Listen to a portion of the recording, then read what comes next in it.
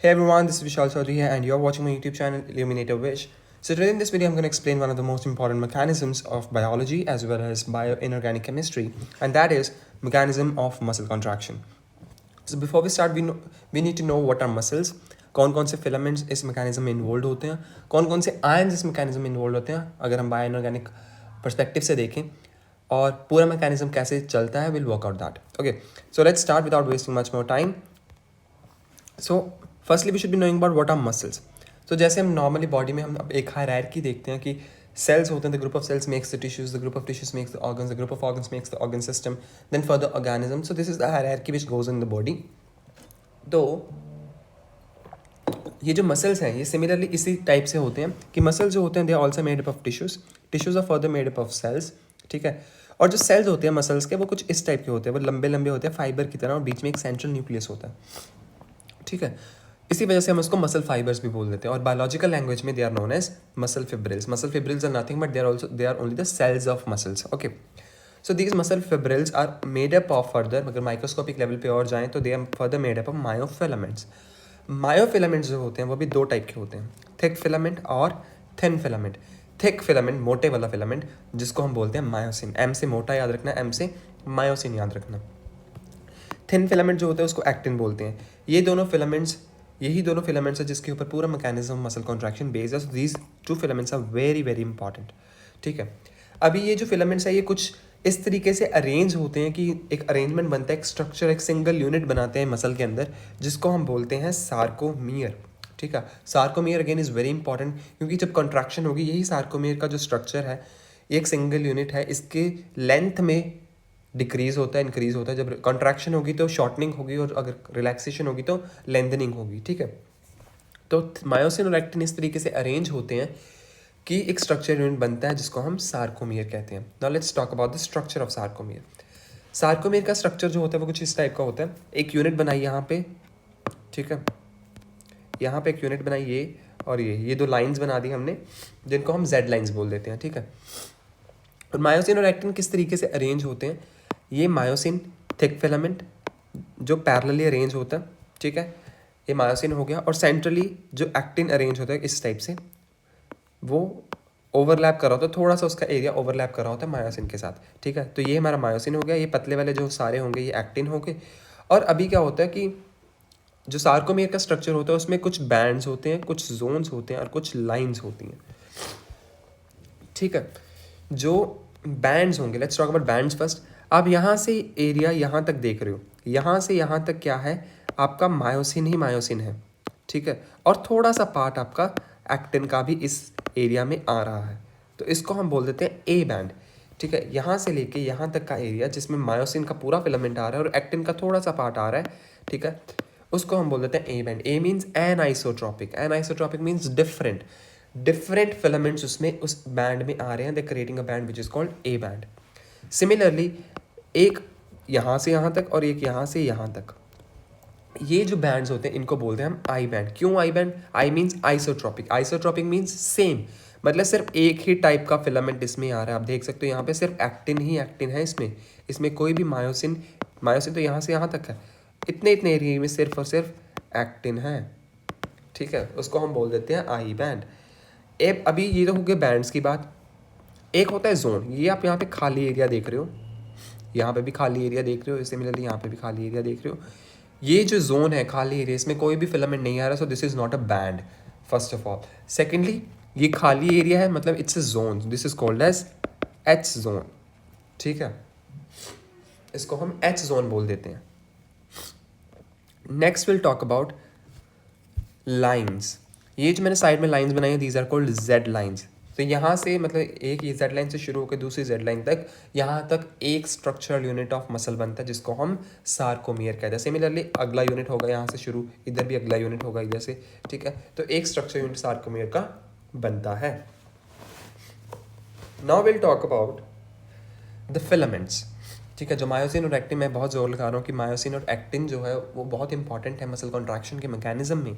ठीक है, अभी क्या होगा जब ये जो सार्कोमियर शॉर्ट होगा, मतलब ये इधर को आएंगे, दोनों दोनों जेड लाइंस जो है वो क्लोज आएंगी जब मसल कॉन्ट्रैक्शन हो। जो क्लोज आएंगी तो इसके साथ जो एक्टिन जुड़ा हुआ है वो भी आगे को आएगा, जिसकी वजह से जेड लाइंस की शॉर्टनिंग होगी, एक्टिन की शॉर्टनिंग होगी, मतलब आई बैंड में शॉर्टनिंग आएगी, ए बैंड उतने का उतना रहेगा। ठीक है, मतलब जो मसल शॉर्टनिंग होती है उसी को हम क्या कह देते हैं, कॉन्ट्रैक्शन। ठीक है, now will talk about the filaments. Let's talk about the first filament which is thick filament.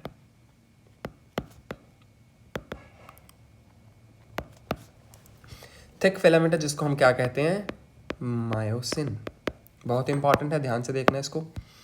अभी थोड़ा केमिस्ट्री में चलते हैं इसकी। मायोसिन जो है वो एक पॉलीपेप्टाइड चेन होती है, मतलब पॉलीपेप्टाइड चेन्स का बना होता है, और इसमें 6 चेन्स होती हैं। ठीक है, जिनमें 2 हैवी चेन्स होंगी और बची कितनी, 4 हमारे पास लाइट चेन्स होंगी। ठीक है, अभी उसका स्ट्रक्चर देखते हैं कैसे कैसे ये अरेंज होगा। पहले 2 हैवी चेन्स को ड्रॉ करते हैं। ठीक है, ड्रॉ करेंगे पहले 2 हैवी चेन्स को। हैवी चेन्स कुछ इस टाइप से होती हैं।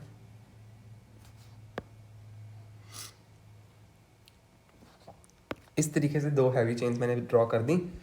ठीक है, अभी हमने लाइट चेन्स ड्रॉ करनी। 2 हैवी चेन्स होंगी, बची कितनी, 4 लाइट चेन्स। जो लाइट चेन्स होंगी वो यहाँ पे होती हैं, 1 2 3 4। तो ये कंप्लीट स्ट्रक्चर हो गया हमारा मायोसिन का। अभी इसमें देखते हैं कहाँ कहाँ क्या क्या चीज़ है। अगर हम जो हैवी चेन्स बनाई हैं उसको भी हम फर्दर डिवाइड करें, ठीक है, जो इसको भी फर्दर डिवाइड करके जो सब स्ट्रक्चर्स बनते हैं उनको हम बोलते हैं मीरोमायोसिन्स। ठीक है, 2 चेन्स, ये टेल रीजन हो गया, मतलब ये टेल हो गया, ये हेड हो गया, मतलब जो हैवी चेन्स को अगर हम डिवाइड करें। ठीक है, जो हेड हो गया, अगर आप देख सकते हो हेड जो है कंपैरेटिवली टेल की, जो हेड है वो टेल के कंपैरेटिवली थोड़ा हैवी लग रहा है। ठीक है, तो ये हो गया हमारा हैवी मीरोमायोसिन। ठीक है, सिमिलरली जो टेल है दैट इज लाइट, उसको हम बोल देते हैं लाइट मीरोमायोसिन। ठीक है, और ये जो मैंने एक टैंगल्ड स्ट्रक्चर बनाया टेल का कुछ इस टाइप से, इसको हम बोलते हैं क्रॉस आर्म।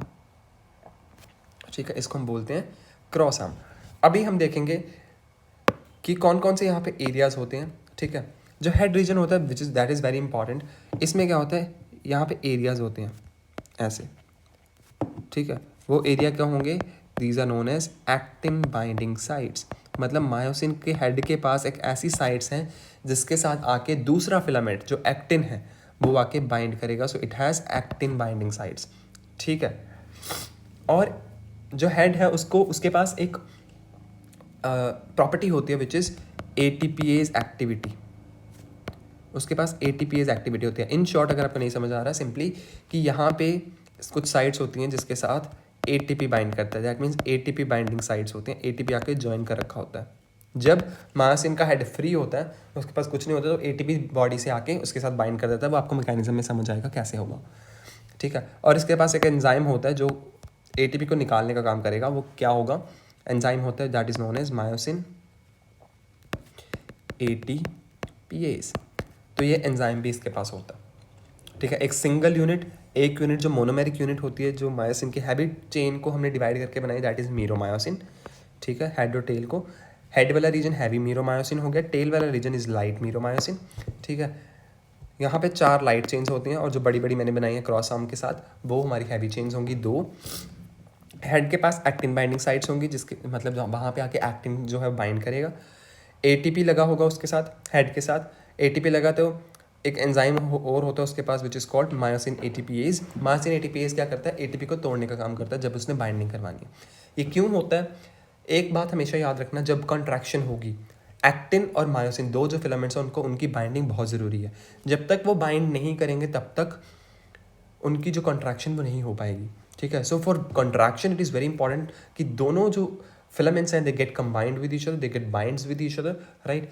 और एक और बात याद रखना, जब तक मायोसिन के हेड के साथ एटीपी जॉइंड है, ठीक है, जब तक एटीपी जॉइंड है तब तक एक्टिन जो है वो मायोसिन के साथ बाइंड नहीं कर सकता।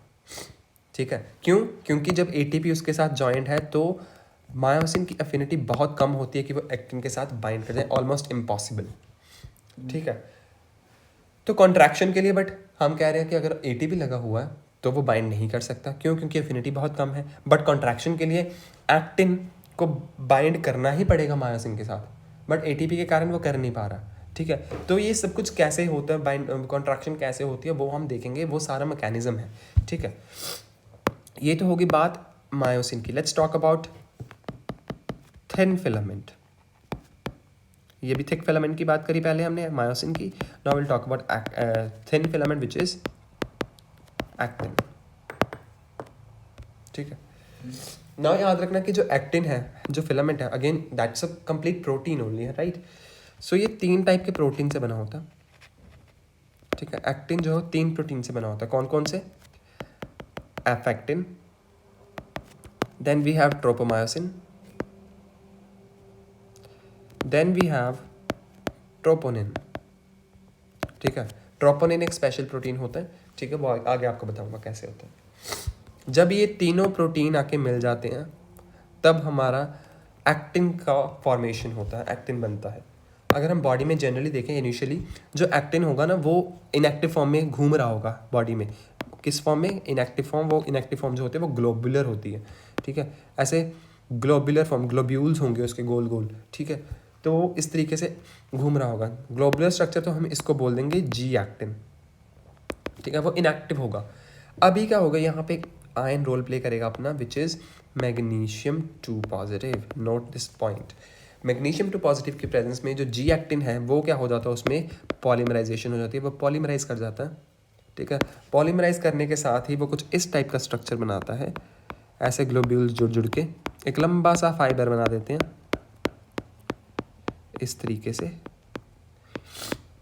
मैंने क्या कहा था कि जो फिलामेंट्स है वो फाइबर से बने होते हैं ना, ठीक है। इस तरीके से बना देता। अभी ये क्या बन गया, अभी ये हमारे पास क्या बन गया, फाइबर एक्टिन। पहले क्या था, ग्लोबुलर एक्टिन, मतलब ग्लोब्यूल्स की फॉर्म में था। मैग्नीशियम 2 पॉजिटिव की प्रेजेंस में वो पॉलीमराइज कर गया and it forms fibrous actin, ठीक है। ये जो होगा हमारा, this is called fibrous actin. इसी वजह से इसको फाइबरस है तो इसको हम बोल देते हैं एफ एक्टिन। एक प्रोटीन बन गया एफ एक्टिन। अगर यहाँ पे आप देखो, शुरू मैंने बताया 3 प्रोटीन से बना होता है, F actin, tropomyosin and troponin, जिसमें से हमारा एफ एक्टिन जो है वो बन चुका है। बचे कौन से? Tropomyosin and troponin. अभी ट्रोपोमायोसिन कहाँ पे होता है, ये देखिए। ट्रोपोमायोसिन जो होता है वो इस तरीके से सेंट्रली एक फिलामेंट या प्रोटीन जो है वो सेंट्रली पास कर रहा होता है पूरे फाइब्रस एक्टिन से, ठीक है। ये जो होगा हमारा, दिस इज कॉल्ड ट्रोपोमायोसिन, ठीक है। हमारा ट्रोपोमायोसिन भी हो गया। बचा क्या? ट्रोपोनिन। ट्रोपोनिन जो मैंने कहा आपको, बहुत ही एक स्पेशल प्रोटीन होता है troponin. This is called trimeric protein, ठीक है। ट्राइमेरिक प्रोटीन, ट्राइमेरिक प्रोटीन मतलब ये 3 यूनिट से बना होता है, ऐसे ऐसे और ऐसे, ठीक है। और ये कहाँ पे लोकेटेड होता है, यहाँ पे हम इसकी लोकेशन शो करेंगे। इस तरीके से यहाँ पे लोकेटेड होगा, ठीक है। ये हमारा हो गया ट्रोपोनिन। अभी इसकी कुछ साइट्स होंगी ट्रोपोनिन के, जो हमें स्टडी करना ज़रूरी है for the muscle contraction mechanism. ये जो एरिया होता है, ये एक सब यूनिट होता है, इसको हम बोलते हैं TPC। सेकेंड यूनिट को हम बोलते हैं TPI और थर्ड यूनिट को हम बोलते हैं TPT। अभी इतना घबराने वाली बात नहीं है कि क्या क्या बता रहा हूँ। TPC जो होता है, C से याद रखना, जब हम मसल कॉन्ट्रैक्शन का मैकेनिज्म डिटेल में करेंगे। ये अभी आपका बेस बना रहा हूँ, फिलामेंट्स, आपको फिलामेंट्स समझ होगी तभी आपको पता लगेगा कि कौन कौन सी बाइंडिंग साइट्स कहाँ पे हैं, कैसे ATP लगा हुआ, कैसे कैसे बाइंडिंग्स हो रही हैं, कहाँ पे आयंस रोल प्ले कर रहे हैं, वो तभी समझ आएगा। TPC जो है, C से याद रखना कि यहाँ पर कैल्शियम 2 पॉजिटिव आयंस जो है वो बाइंड करते हैं आके। क्यों बाइंड करते हैं वो आगे बताऊंगा मैं।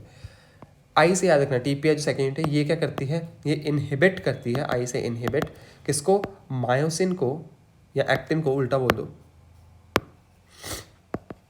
ये एक्टिन को इनहिबिट करती है कि वो मायोसिन के साथ बाइंड करे, मतलब एक्टिन और मायोसिन के बाइंडिंग को रोकने का काम करता है ये unit.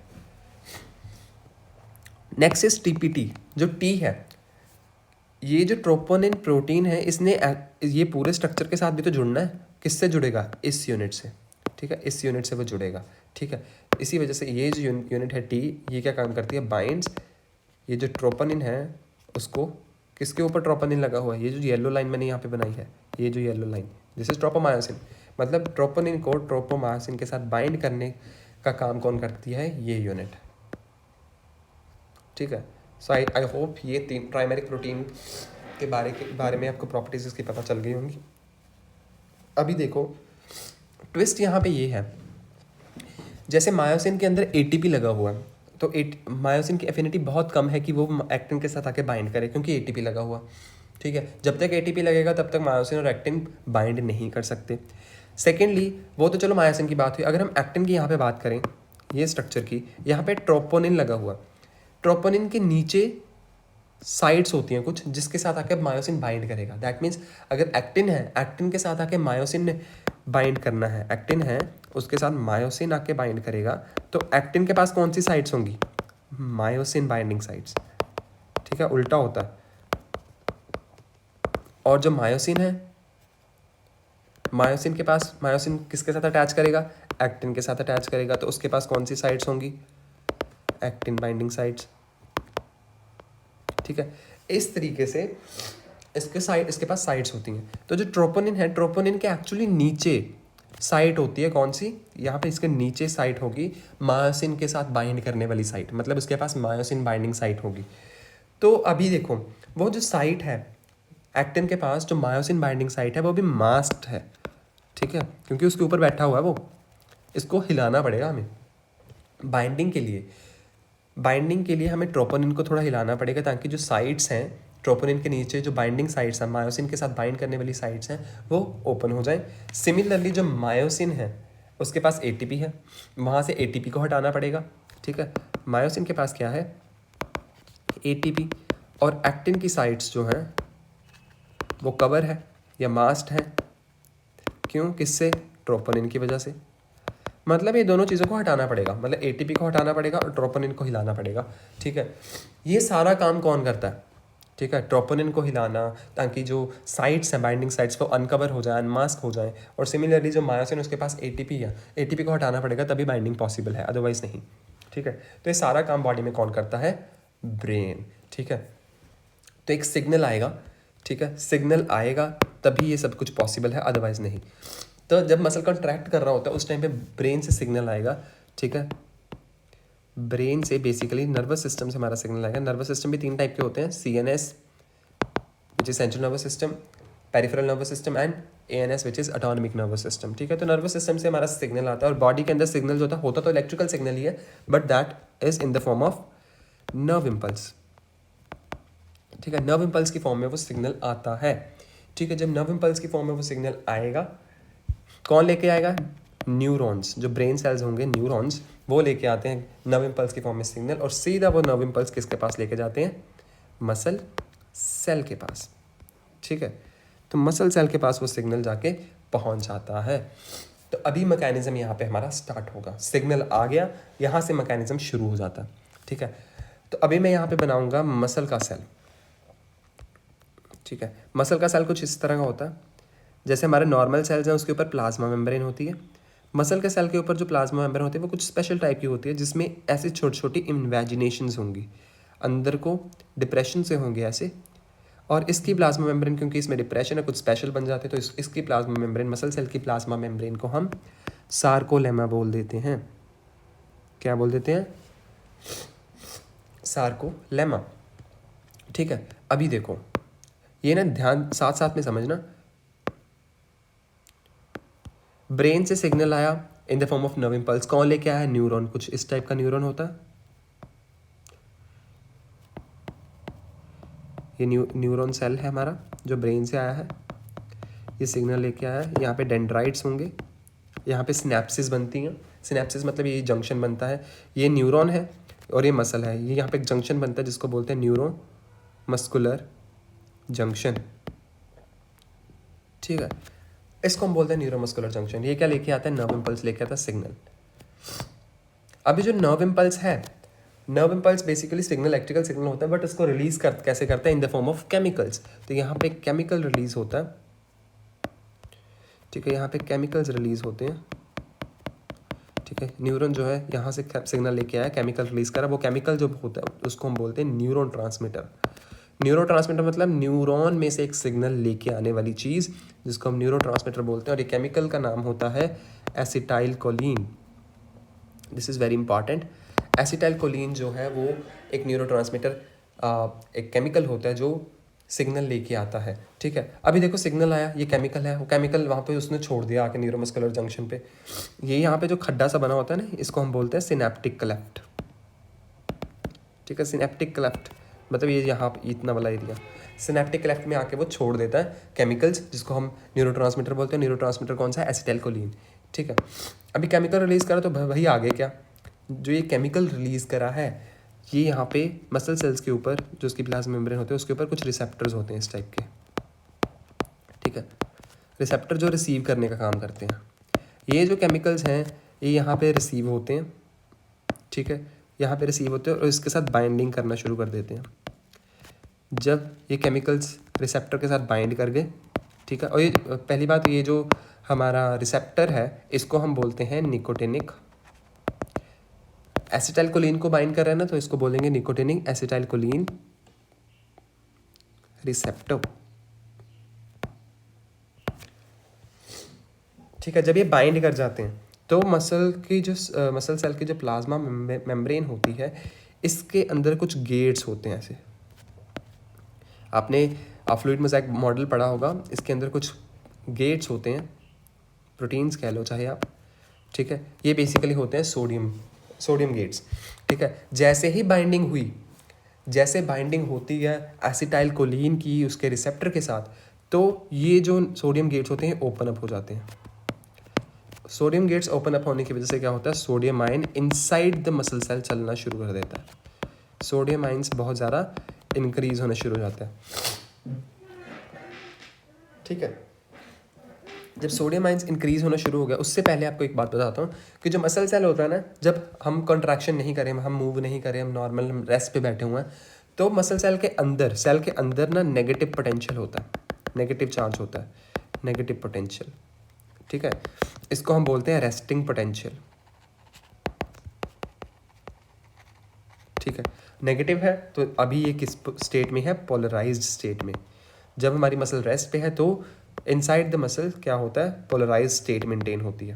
That means negative charge, resting potential होता है। अभी क्या हुआ? कॉन्ट्रैक्शन हुई, कॉन्ट्रैक्शन की वजह से बॉडी कॉन्ट्रैक्ट करे तो ब्रेन से सिग्नल आया, signal in the form of acetyl choline आया।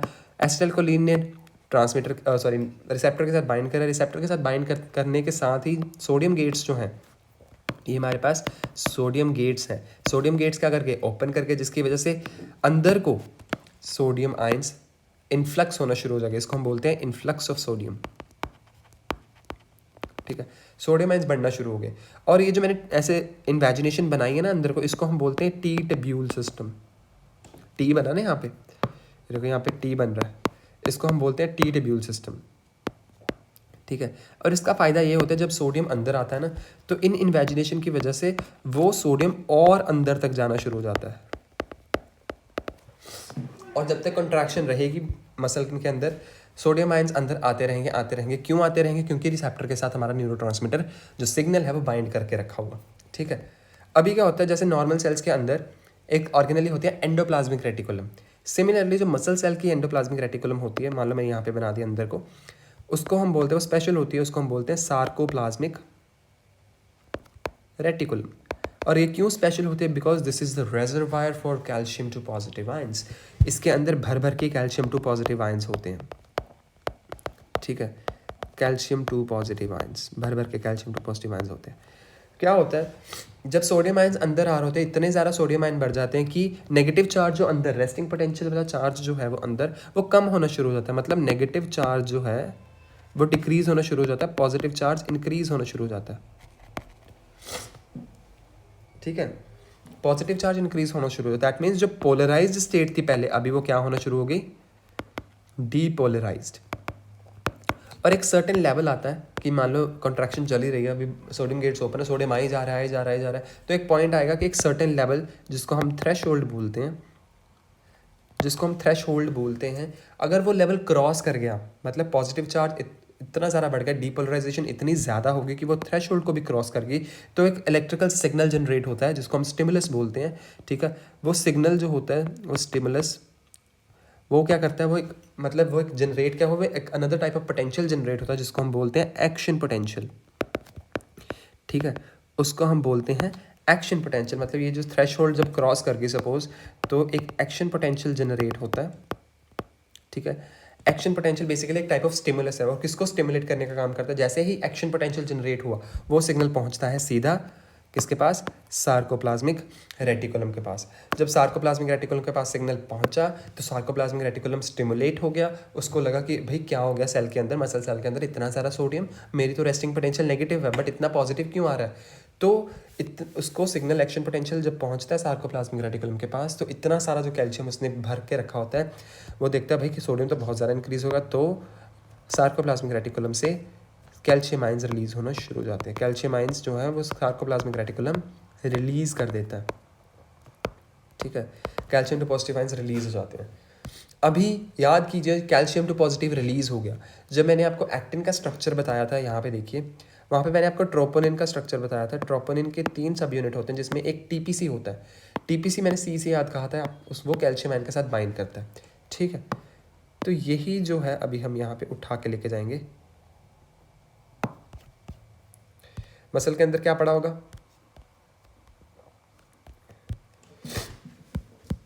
ठीक है, एक्टिन पड़ा होगा मसल के अंदर। एक्टिन के अंदर ये हमारा है ट्रोपोनिन, ये हमारा है ट्रोपोमायोसिन। ट्रोपोमायोसिन ये वाला है, ठीक है, ट्रोपोमायोसिन, और ये हमारा एफ एक्टिन। ठीक है, जब कैल्शियम आयन रिलीज हुए, तो जो एक्टिन हमारी बॉडी में पड़ा हुआ मसल सेल की जो एक फिलामेंट है एक्टिन, उसके अंदर एक प्रोटीन है which is trimeric protein troponin. Troponin का जो टीपीसी होता है, ये कैल्शियम आयन टीपीसी के साथ आके बाइंड कर जाते हैं। टीपीसी के साथ बाइंड करने के साथ ही इसमें क्या आती हैं, चेंजेस आते हैं। कौन से चेंजेस इसमें आ जाती है, कॉन्फर्मेशनल चेंजेस। जब कॉन्फर्मेशनल चेंजेस आई, इसका मतलब उसमें रोटेशन हो जाएगी। ये जो ट्रोपोनिन है ट्राइमेरिक प्रोटीन, ये रोटेट कर जाएगा, जिसकी वजह से इसके नीचे जो बाइंडिंग साइट्स, एक्टिन के नीचे जो बाइंडिंग साइट पड़ी हुई है मायोसिन को बाइंड करने वाली, that means myosin binding sites, वो क्या हो जाएंगी, एक्सपोज्ड। बाइंडिंग साइट्स जो हैं वो एक्सपोज हो जाएंगे। अभी यहाँ पे हमारा एक्टिन का काम खत्म। एक्टिन नाउ इज रेडी कि वो बाइंड करे मायोसिन के साथ, क्योंकि एक्टिन जो है वो फ्री हो चुका है, उसकी बाइंडिंग साइट्स ओपन हो चुकी हैं, वो फुल फ्लेज रेडी है कि वो मायोसिन के साथ बाइंड करना चाहता है अभी। ठीक है, अभी क्या होता है, मायोसिन की बात करते हैं। मायोसिन को मैं जनरली ऐसे बना रहा हूँ, उसकी टेल मैंने ऐसे बना दी और उसका हेड मैंने ऐसे बना दिया, just to represent.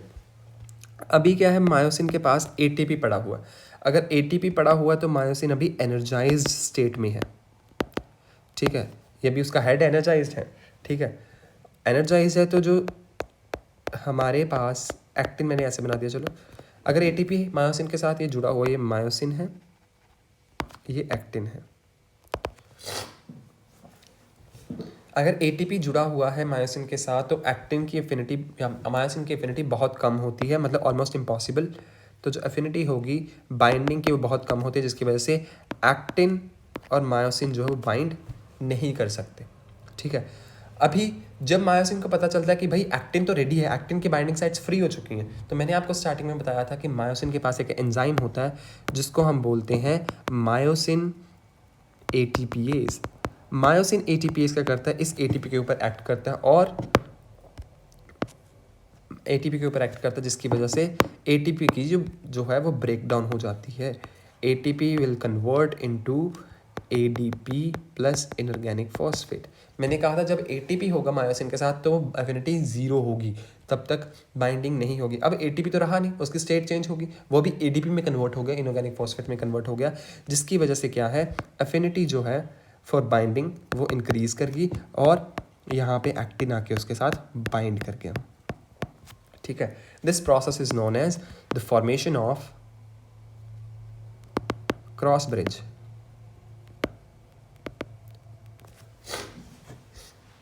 This process is known as the formation of cross bridge. अभी देखो क्या होगा, नेक्स्ट स्टेप में क्या होता है, जो एटीपी है वो तो स्टेबल होता है मायोसिन के हेड के अंदर, बट जब वो कन्वर्ट हो जाता है एडीपी में, तो एडीपी और इनऑर्गेनिक फॉस्फेट इकट्ठे मायोसिन के हेड के अंदर नहीं बैठ सकते, सस्टेन नहीं रह सकते, तो दे ट्राई कि वो वहाँ से बाहर निकल जाए। ठीक है, तो जो मायोसिन का हेड होता है ऐसे वाला, एडीपी, यहाँ पे एडीपी पड़ा होता है ऐसे, एडीपी प्लस इनऑर्गेनिक फॉस्फेट, ये वहाँ पे सस्टेन नहीं रह सकता, ठीक है, अनस्टेबल होता है वहाँ पे, और एक्टिन तो बाइंड कर ही रखा, तो इसकी वजह से एडीपी और इनऑर्गेनिक फॉस्फेट जो है वो एक जर्क के साथ, एक झटके के साथ बाहर को निकलते हैं। This process is known as power stroke, ठीक है। जैसे फॉर एग्जांपल AK-47 जो गन होती है, राइफल होती है, जब उसको चलाते तो एक रिकॉइल बैक को आता है। सिमिलरली जब एडीपी बाहर को निकलता है, क्योंकि वो अनस्टेबल होता है मायोसिन के हेड के अंदर, तो जब वो बाहर को निकलता है एक पावर स्ट्रोक जनरेट होता है, जिसकी वजह से ये पूरा स्ट्रक्चर जो हेड है और जो एक्टिन है वो थोड़ा सा स्लाइड बैक हो जाते हैं, पीछे को स्लाइड कर जाता है, और ये स्ट्रक्चर यहाँ पे आ जाता है, एडीपी बाहर निकल गया तो ये स्ट्रक्चर फ्री हो गया, और साथ ही एक्टिन जो है ये भी साथ में आगे को मूव कर गया, ठीक है। यहाँ पे इतना अगर आप देखो, यहाँ से लेके यहाँ तक, यहाँ पे स्लाइडिंग हुई है, दिस इज पर्टिकुलरली यहाँ पे जो हुआ है, this is known as contraction. आप देख सकते हैं मायोसिन अपनी जगह पर ही है, टेल अपनी जगह पर ही है, हेड ही जस्ट स्लाइड करा है, हेड तो चलो स्लाइड करेगा ही, एक्टिन मूव कर रहा है बेसिकली, एक्टिन पहले यहाँ पे था, अभी वो यहाँ पे आ गया, थोड़ा सा बैकवर्ड मूव हुआ है, स्लाइडिंग हुई है, ठीक है, यहाँ पे बेसिकली कॉन्ट्रैक्शन हुई है, ठीक है।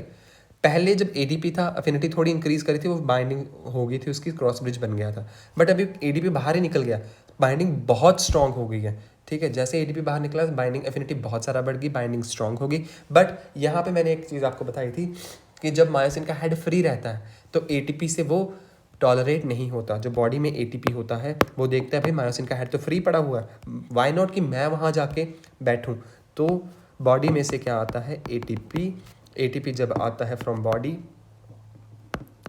ठीक है, तो वो इस ये जो यहाँ पे मैंने हेड बनाया जो फ्री हो चुका है अभी, उसके साथ आके बाइंड कर जाता है। जैसे ही मायोसिन के हेड के साथ वो आके बाइंड करेगा, वैसे ही एफिनिटी फिर से लो हो जाएगी, और एक्टिन और मायोसिन का जो बॉन्डिंग है वो ब्रेक हो जाएगी, और वो दूर दूर चले जाएंगे, अगेन वो एनर्जाइज्ड हो जाएगा, ठीक है। यहाँ पे रिलैक्सेशन होती है, वो आगे प्रॉपरली बताऊँगा कैसे रिलैक्सेशन हुई, ठीक है। तो ऐसे बॉन्ड ब्रेक कर जाता है उसका आफ्टर पावर स्ट्रोक, जब वो फ्री हो जाएगा, ठीक है। I hope this is clear. यहाँ पे एक बात करते हैं, जब कॉन्ट्रैक्शन हुई बेसिकली क्या हुआ, मायोसिन जो है वो अपनी जगह पर ही रहा, ठीक है, मायोसिन अपनी जगह पर ही रहा, बट जो एक्टिन है वो स्लाइड करा किसके ऊपर, मायोसिन के ऊपर, उसने मायोसिन के ऊपर स्लाइड करा। ये जो थ्योरी थी स्लाइडिंग वाली कि एक्टिन मायोसिन अपनी जगह पर ही रहता है और एक्टिन स्लाइड करता है over the myosin filaments, this theory is known as sliding filament theory. This theory is known as sliding filament theory। किसने दी थी, ह्यूग्सली एंड नेडरजर्क ने, ये थ्योरी इन्होंने दी थी, ठीक है। इस थ्योरी के अकॉर्डिंग क्या है, एक्टिन जो है वो स्लाइड करता है during the muscle contraction over the myosin, myosin is still on its position, वो हिलता नहीं है वहाँ से। अब ये यहाँ पे एक चीज़ देखना, जब मैंने आपको सार्कोमियर का स्ट्रक्चर बताया था, जब कॉन्ट्रैक्शन हुई ये जो जेड लाइंस हैं ये पास में आ गई, जब जेड लाइंस पास में आएंगी, जेड लाइन शॉर्ट कर गई, और जेड लाइन के साथ अटैच क्या है, एक्टिन, ये एक्टिन भी जो है ये अगर मान लो यहाँ पे जेड लाइन आ गई तो एक्टिन भी पास में आ जाएगा, इधर भी ऐसे होगा, ठीक है। मतलब आई बैंड में शॉर्टनिंग आई, आई बैंड भी छोटा हो गया, अगर जेड लाइंस पास में आ गई तो सार्कोमियर की जो फुल लेंथ थी वो अभी इतनी रह गई, ठीक है, सार्कोमियर में शॉर्टनिंग आई, ठीक है। जब ये शॉर्टनिंग आती है मतलब आई बैंड की लेंथ शॉर्ट हुई, सार्कोमियर और अल्टीमेटली शॉर्ट हुआ, जेड लाइंस क्लोज आ गई, ठीक है, ये क्लोज आ गई, बट जो ए बैंड है जो सिर्फ मायोसिन है वो सेम रहा। ये भी यहाँ से प्रूव करता है कि मायोसिन कोई अपनी पोजीशन चेंज नहीं करता, मायोसिन अपनी जगह में ही रहता है, उसमें कोई लेंथनिंग शॉर्टनिंग कुछ भी उसमें नहीं होता, ठीक है। This process is known as muscle contraction. यहाँ पे हमारी मसल कॉन्ट्रैक्शन हुई है, ठीक है। अभी देखो हमारी मसल जो है हर टाइम तो कॉन्ट्रैक्ट नहीं करती, हम रेस्टिंग स्टेट पे भी होते हैं, तो हमारी मसल जब रेस्टिंग स्टेट पे होती है तो वो रिलैक्स्ड रहती हैं। तो अगर एक बार कॉन्ट्रैक्शन हुई उसके बाद रिलैक्सेशन कैसे होगी, now let's talk about that. जल्दी कंक्लूड करते हैं इस टॉपिक को, ये लास्ट टॉपिक है इसका, रिलैक्सेशन। रिलैक्सेशन कैसे हुई, रिलैक्सेशन जो है वो ऑपोजिट प्रोसेस है कॉन्ट्रैक्शन का, एग्जैक्ट ऑपोजिट। कॉन्ट्रैक्शन में क्या हुआ था, सिग्नल आया था, ठीक है, और सिग्नल एसिटाइलकोलिन आया था जिसने रिसेप्टर के साथ बाइंड कर लिया था। अभी जब रिलैक्सेशन होगी तो सिग्नल आना बंद हो जाएगा, दैट मीन्स जो नर्व इम्पल्स आई थी वो स्टॉप हो गई, नर्व इम्पल्स स्टॉप हो गई, ठीक है। अभी मतलब एसिटाइलकोलिन जो है न्यूरोट्रांसमीटर वो नहीं आ रहा, बट जो ऑलरेडी बाइंड करके रखा हुआ है, जो रिसेप्टर के साथ यहाँ पे ऐसे बाइंड करके रखा हुआ है एसिटाइलकोलिन, उसका क्या करें? जब तक वो बाइंड है तब तक सोडियम गेट्स ओपन रहेंगे, ठीक है। अभी जब नर्व इम्पल्स स्टॉप हो गए तो एक स्टिमुलस मिलता है एक एंजाइम को विच इज नोन एज एसिटाइलकोलिनेस्ट्रेज, एसिटाइलकोलिनेस्ट्रेज, ठीक है। ये जो एंजाइम है ये क्या करता है, ये जो हमारा कॉम्प्लेक्स बना हुआ है इस ऐसा रिसेप्टर और एसिटाइलकोलिन का कॉम्प्लेक्स है, एसिटाइलकोलिनेस्ट्रेज एंजाइम क्या करता है, इनको ब्रेक डाउन कर देता है, एसिटाइलकोलिन सेपरेट कर देता है, रिसेप्टर अलग कर देता है।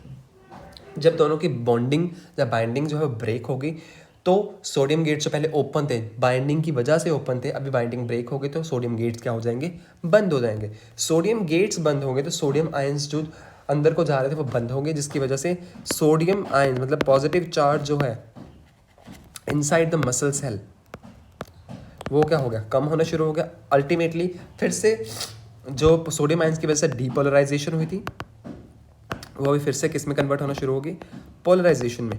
मतलब पॉजिटिव से अभी नेगेटिव फिर से, क्योंकि मैंने कहा था रेस्टिंग पे क्या होगा, मसल सेल का जो इंटरनल पोटेंशियल होगा वो नेगेटिव होगा, नेगेटिव रेस्टिंग पोटेंशियल होता है, ठीक है। तो वो रेस्टिंग पोटेंशियल फिर से गेन करेगा, पूरा अंदर से नेगेटिव नेगेटिव नेगेटिव नेगेटिव हो जाएगा, पोलराइजेशन हो जाएगी। जैसे पोलराइजेशन हुई सार्कोप्लाज्मिक रेटिकुलम कहता है भाई अभी तो सब कुछ नॉर्मल है, अभी तो सोडियम आयंस है नहीं इतने अंदर, फिर से वो नेगेटिव पोटेंशियल जनरेट होता है। तो जितने सार्कोप्लाज्मिक रेटिकुलम ने calcium ions, calcium two positive ions बाहर भेजे थे, वो फिर से उनको रिवर्ट बैक करता है, फिर से उनको वापस बुला लेता है। वापस बुलाने के साथ क्या होगा, जो कैल्शियम आयंस ट्रोपोनिन के टीपीसी के साथ बाइंड कर रखा था वो फिर से यहाँ से वापस चला गया कैल्शियम आयन, टीपीसी जो है फिर से अकेला रह गया, ठीक है। जो ट्राइमेरिक प्रोटीन टीपीसी अकेला रह गया। जब ये बाइंड किया हुआ था उसमें कॉन्फर्मेशनल चेंजेस आई थी, जिसकी वजह से जो बाइंडिंग साइट्स थी वो एक्सपोज हो गई थी। बट जब कैल्शियम यहाँ से निकला फिर से जो कॉन्फर्मेशनल चेंजेस है फिर से रिवर्ट बैक हो गई, फिर से कॉन्फर्मेशनल चेंजेस मतलब वो चेंज कर गया और फिर से रोटेट कर गया, जिसकी वजह से अगेन ट्रोपोनिन ने क्या कर दिया, जो उसके नीचे बाइंडिंग साइट्स थी उसको कवर कर दिया, ठीक है। ये जो है फिर से पहले कैल्शियम के साथ बाइंड था, मान लो यहाँ पे कैल्शियम है, इसके साथ बाइंड था, इसमें कॉन्फर्मेशनल चेंजेस आई थी, ठीक है, कॉन्फर्मेशनल चेंजेस आई थी।